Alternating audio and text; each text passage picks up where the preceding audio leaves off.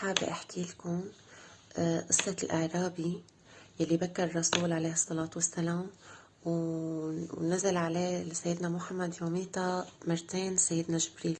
كان سيدنا محمد عليه الصلاة والسلام إنه بالطواف عم بيطوف، سمع صوت زلمة واقف عم يدعي ويقول هو أعرابي يعني عربي، عم يدعي ويقول يا كريم.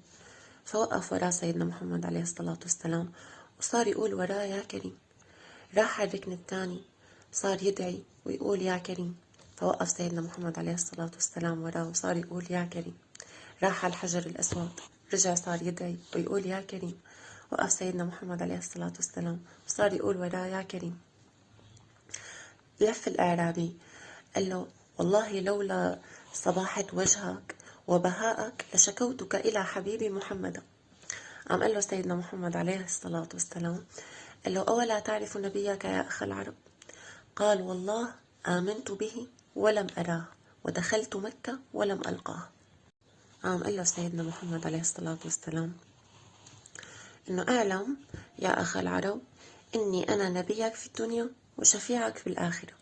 فهو نزل على إيد سيدنا محمد وعلى رجله وصار يبوسه ويقول له فداك أبي وأمي يا رسول الله.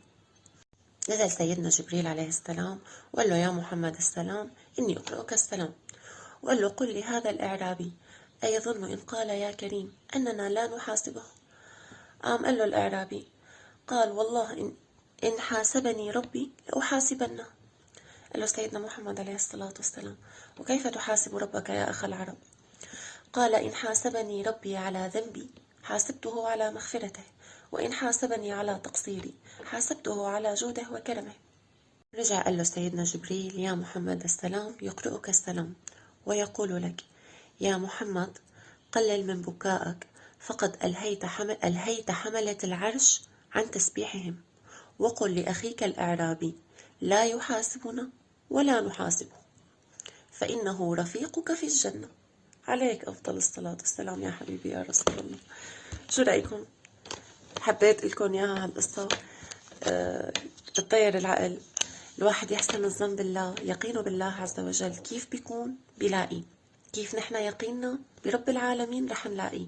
نحن بنغلط، رب العالمين بيعرفنا عبد قلاب ضعيف بيغلط، بس نحن كمان لازم نرجع لرب العالمين. إن شاء الله هيك يكون حدا خفيف وقدر فيتكم لو بإنه أنتوا تقولوا اللهم صل على سيدنا محمد وعلى آله وصحبه وسلم.